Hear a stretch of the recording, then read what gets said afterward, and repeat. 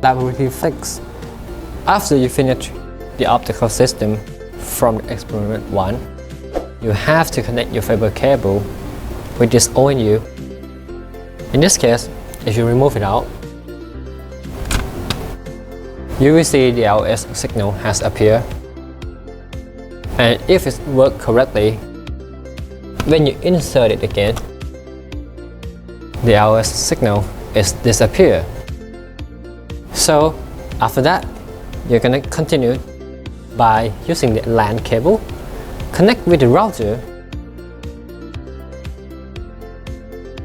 and if the router works correctly, it will show your Wi-Fi through your personal computer or your phone like this.